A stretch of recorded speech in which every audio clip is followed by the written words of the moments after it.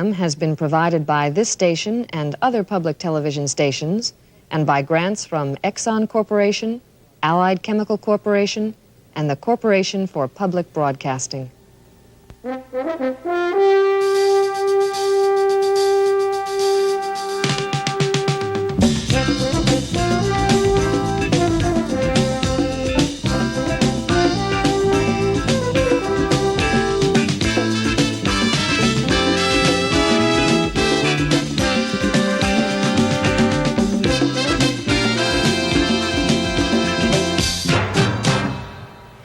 Good evening.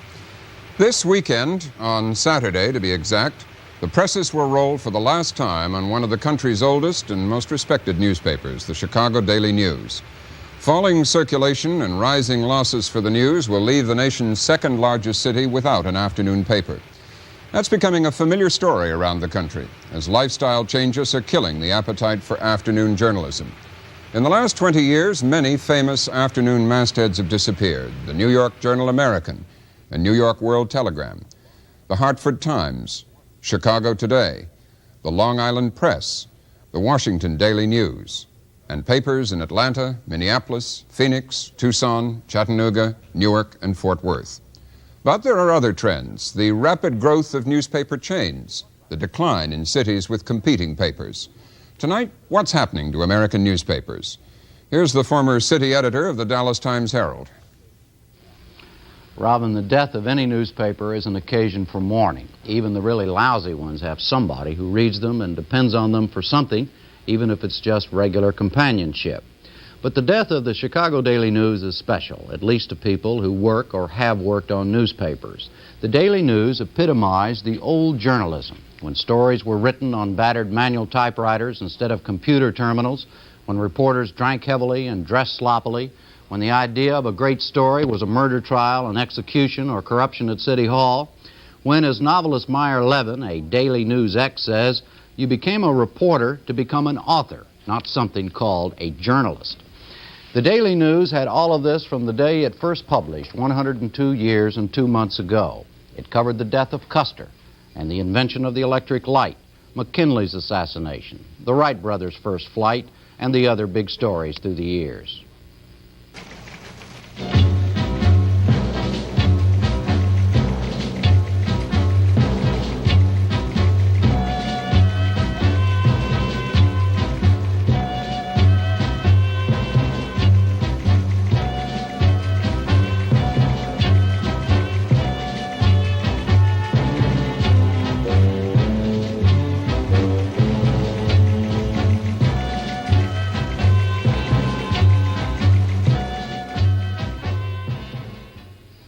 It was also the paper of Finley Peter Dunn of Mr. Dooley fame, and Eugene Fields, who wrote Little Boy Blue and his other children's stories as a Daily News columnist, and Ben Hecht, who used Chicago newspapering as the model for his play Front Page.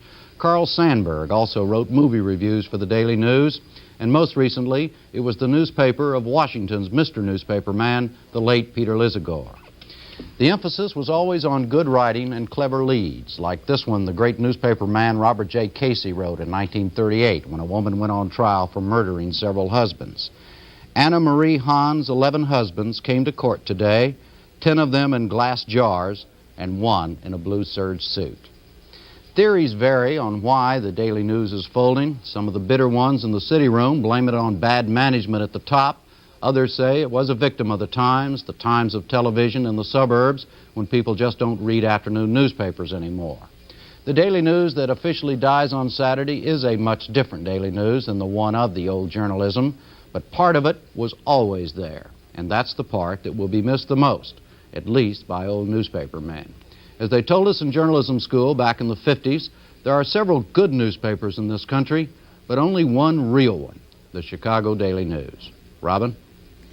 The Chicago Daily News, as Jim said, survived for 102 years, but the oldest continuously published paper in the country is the New York Post.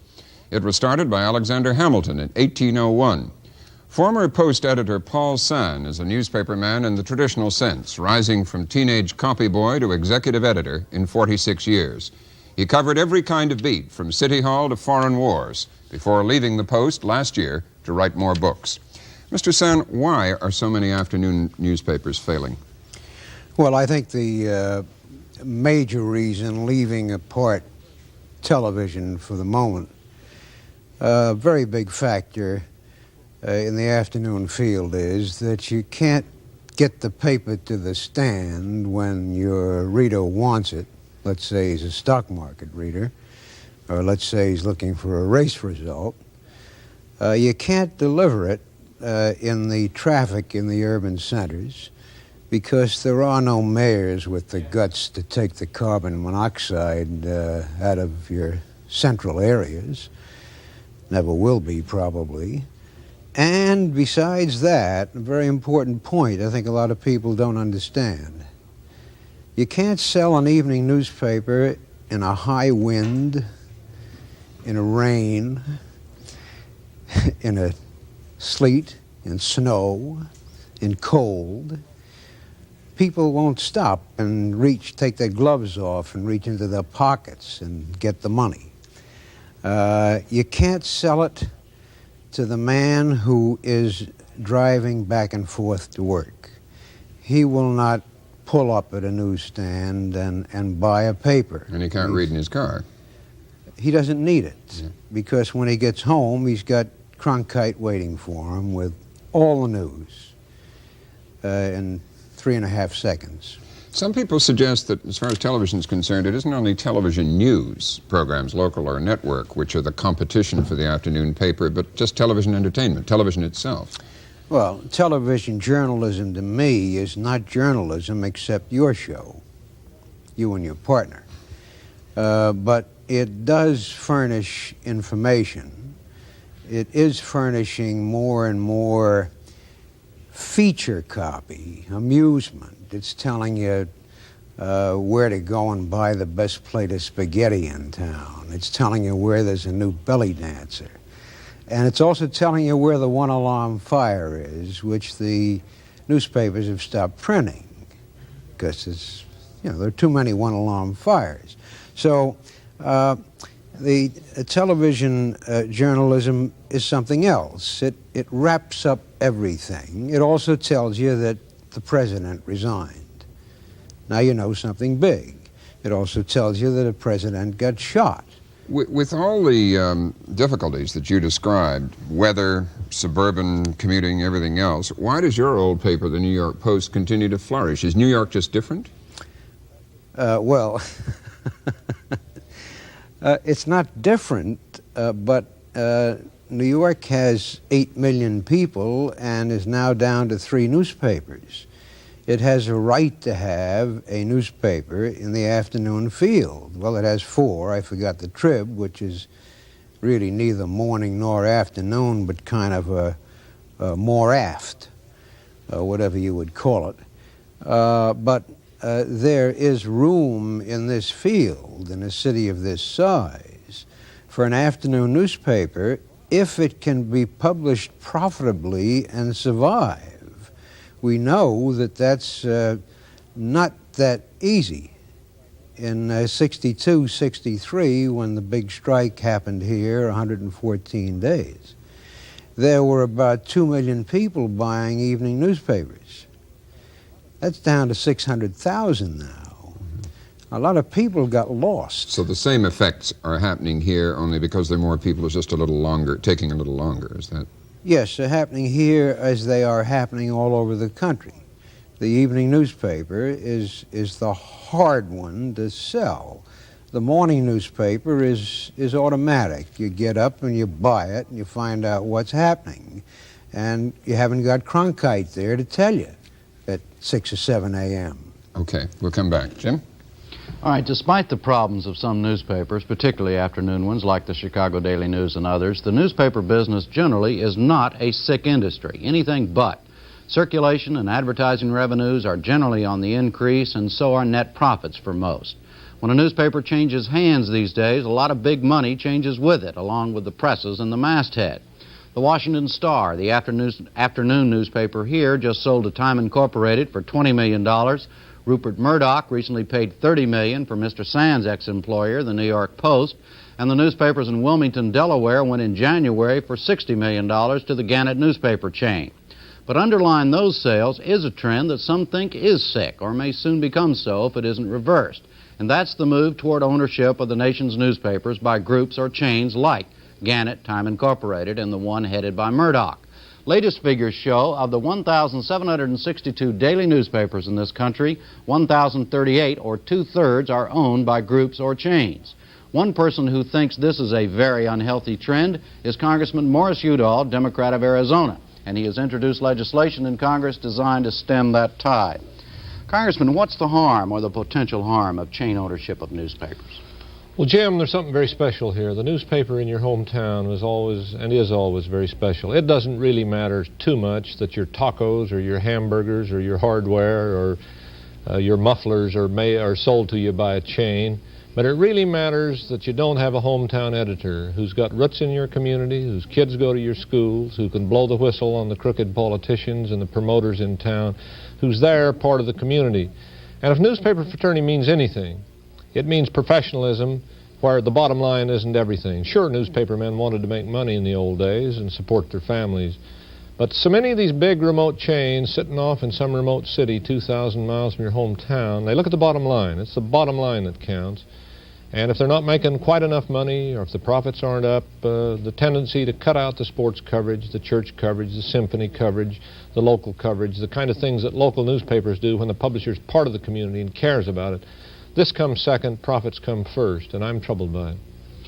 Are you saying that all locally owned newspapers are better than chain-owned newspapers? No. In fact, when I made this first speech and stirred up the newspaper fraternity, one of the first letters I got was from a fellow in Manchester, New Hampshire, saying, Udall, you're right. What we need is good local, small, independent newspaper just like mine here in Manchester. And he's widely known for not running a very good newspaper. Sure. I can take you to communities where there's a chain and a local independent, and the chain beats them hollow. It's a much better paper. Well, there's a principle here, and you can't answer my arguments by simply saying, sure, there's some good chains around. There are good chains around. Well, I know in my situation, I worked on a locally owned newspaper, and that meant having a lot of local sacred cows, and that particular newspaper was bought by a chain, and overnight it became a much better newspaper. Sure. But the ultimate thing we rest on in this country is diversity. If you got several thousand editors endorsing politicians, taking stands on public issues, you'll have some lousy ones, you'll have some people who are going wrong, and in the long haul, they'll all help us, the American people, to find the right way. But the day is coming, just mark my words, the day is coming with mergers and acquisitions, and you read about them in Editor and Publisher every week, when 10 or 12, 15 years from now, you're going to have just a few giant conglomerates, giant communications conglomerates, owning most of the newspapers that all the American people read. And you'll read in San Antonio the same thing you read in Richmond, Virginia, or Portland, Oregon. It'll all be one big homogenized mess, and we will have lost something very, very precious. All right. Now, you have designed, or you have introduced some legislation to do something about this. Tell us briefly what that would do. Well, I've really got two bills. One is to have a competition review of all industry, including communications. Why is it? What in our tax laws, what in our system is promoting this threat to this move to conglomeration where a few big companies run this country? More importantly, I have said if we can save the family farm through tax legislation, as we did a couple of years ago, we can save the family newspaper. So I've introduced one bill, and this was what newspaper publishers who were telling me.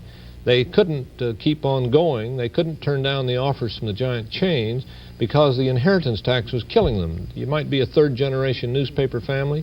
You'd like to pass it on to your son or son-in-law. You can't do it because he can't come up with the inheritance tax. So my bill gives him extra time. Lets some of the profits of the company be taken and put in an advanced estate tax trust so that you will be able, those publishers, those fearless independent publishers who do want to pass it on to the next generation are not going to be prevented from doing it because of the tax laws. All right. Thank you, Congressman. Robin? One of the largest newspaper chains in the country is the Knight-Ridder Group, with 32 newspapers and a total of 6% of the country's daily newspaper circulation. The Chicago Daily News used to belong to the Knight half of that group. The president of Knight-Ridder is Alva Chapman. He's with us in the studios of public television station WPBT in Miami, where Knight-Ridder owns the Miami Herald and has its corporate headquarters. Mr. Chapman, what's your reaction to Congressman Udall's proposal? Well, I think there's some merit in Congressman Udall's proposal in that any newspaper owner that is required to sell his newspaper by virtue of the estate tax requirements should be given some relief. But this is a problem that affects a number of business enterprises, not only newspapers.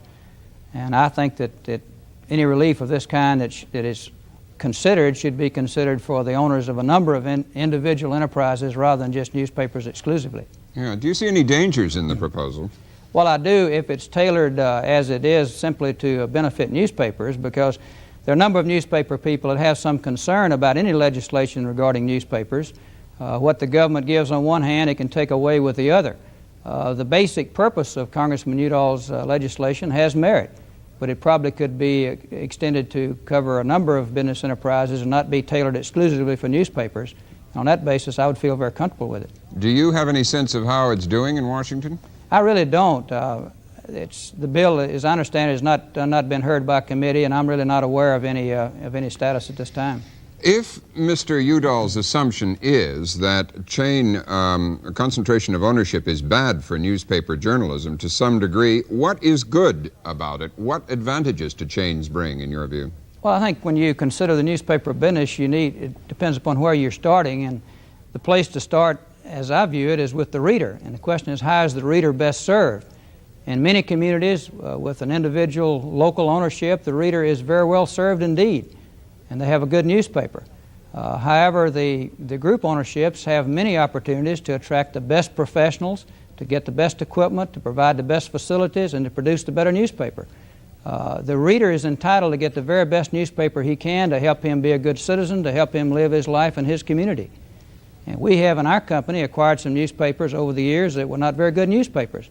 And after spending a year or two working with those newspapers, they're a great deal better than they were, because the newspapers at the time did not have a state capitol bureau, did not have a bureau covering Washington, did not have a lot of the coverage that citizens need today in their local newspaper. One frequent charge, or at least suspicion, about newspaper chains is that of monolithic editorial policy, the center telling all the editors what to print. How does it work in Knight Ridder? Well, in Knight Ridder, that's not a problem. We believe very strongly in local autonomy. We have an independent editor for each newspaper, and he determines the editorial policy of that newspaper. And we believe in that, practice it, and have for many, many years. We would not have it any other way. Would you say that any newspaper owned by a chain can serve a community as well as a local independently owned newspaper? I think it could serve it better, because it can bring better facilities. Newspapers, to be good, need to be edited by competent professionals.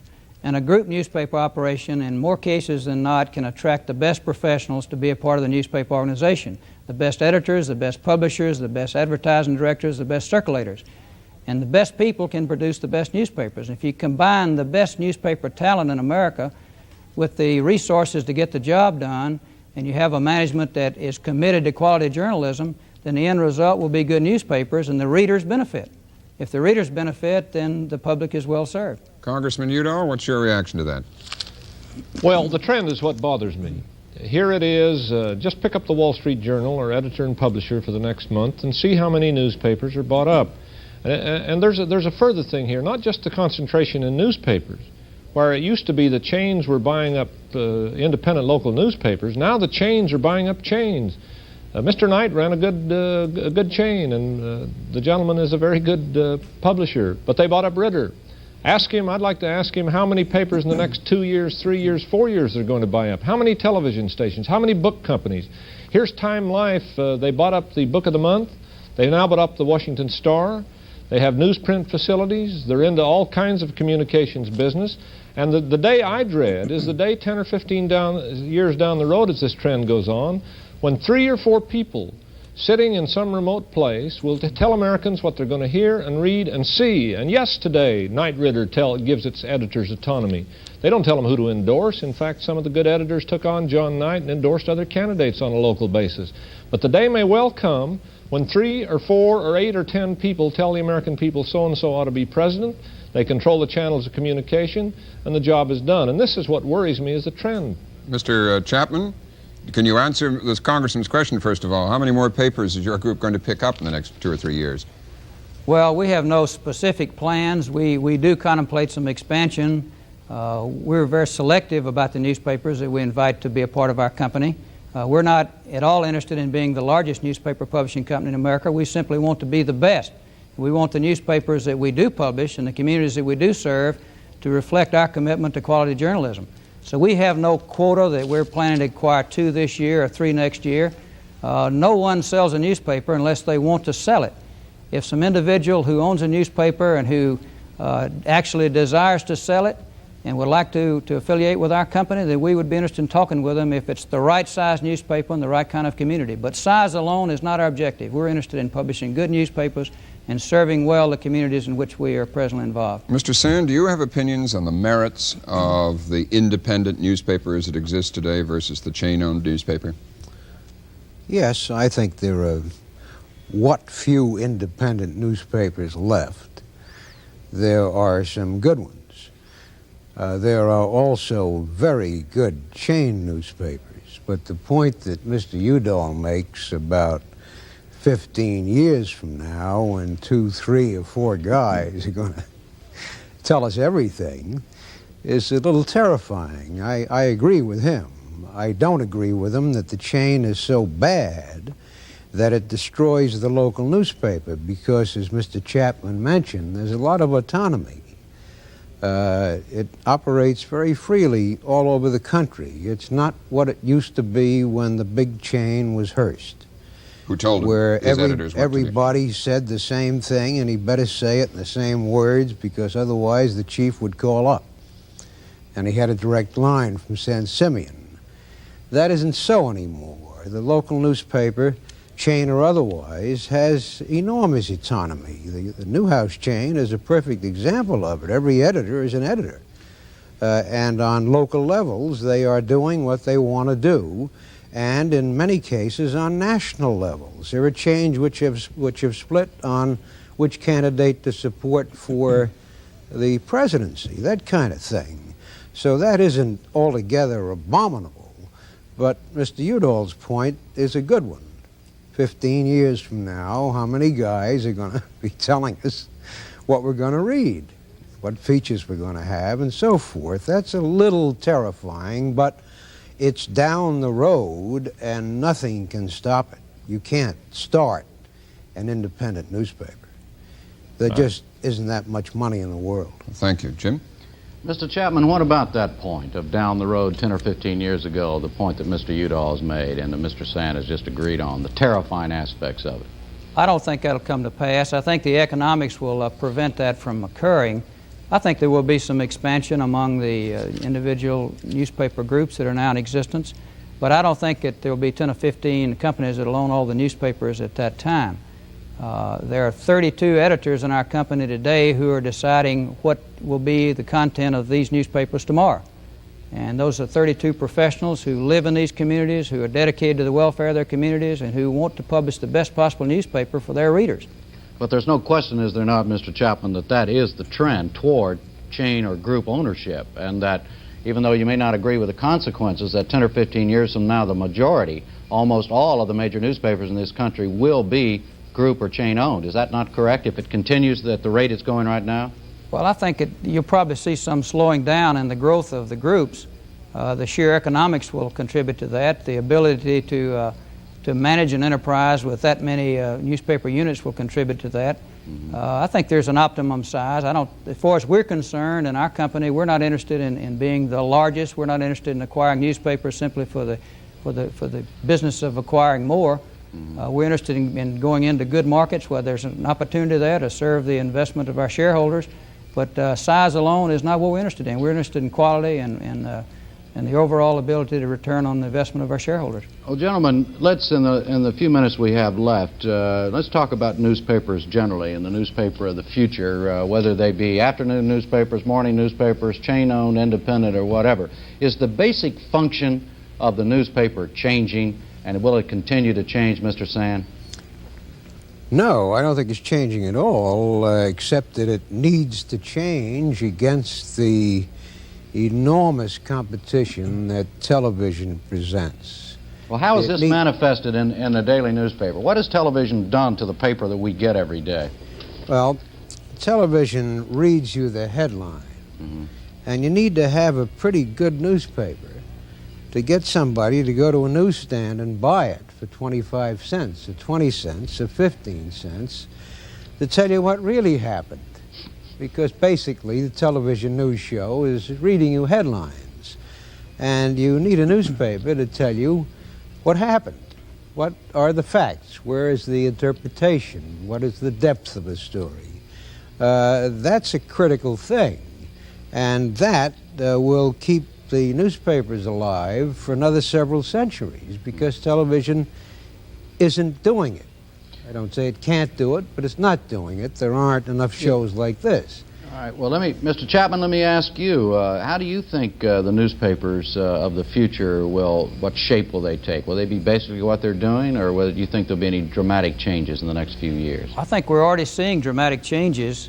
We're seeing more and more coverage of special interest items and special interest sections for our readers. Last year in our company alone, we came up with 150 new sections, new matters of special interest, everything from fashions to finance to weekend leisure to youth sections to senior citizen sections, to cater to the special interest and needs of our readers. Now, this is all in addition to covering the basic news of the community and the state and the nation and international. But there are these special interests of our readers that are changing, and the newspapers have to change with them. Now, we have the flexibility to change now because typesetting is not the problem that it was 15, 20 years ago. We can set a lot of different kinds of type. Or even have the ability now to do extensive zoning so that the people in a certain neighborhood can get this kind of a newspaper rather than another kind. They get a newspaper tailored to their special interest. Congressman Udall, as an avid and interested reader of newspapers, what changes have you seen recently, or and also looking ahead, do you think should be made in the American newspaper? No, we'll always need newspapers. They can do, as has just been said, things television can't. The want ads, the fashion, the high school basketball scores, the stock market, the whole range of special information that we need in a diverse society. But I go back to what I'm concerned about before. Is this kind of information going to be fed to you by the same people who publish your books and put up your billboards and run your radio stations and run your television stations? Are we going to have this great kind of diversity that we've had in the past? And this is really what concerns me, because Jefferson said in diversity there is truth. And the truth here is that we've got to go. All right. Robin? I quit. Yeah, well, that's it for tonight. Thank you very much, Mr. Chapman in Miami. Thanks, Congressman Udall. Good night, Jim. Good night, Robert. Thank you, Mr. Sann. That's all for tonight. Jim Lehrer and I'll be back tomorrow night. I'm Robert MacNeil. Good night.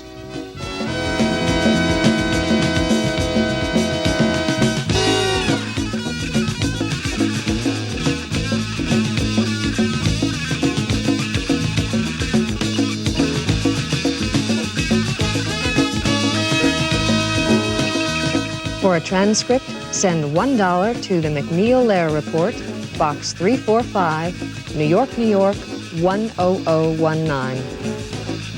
The MacNeil-Lehrer Report was produced by WNET and WETA. They are solely responsible for its content. Funding for this program has been provided by this station and other public television stations, and by grants from Exxon Corporation, Allied Chemical Corporation, and the Corporation for Public Broadcasting.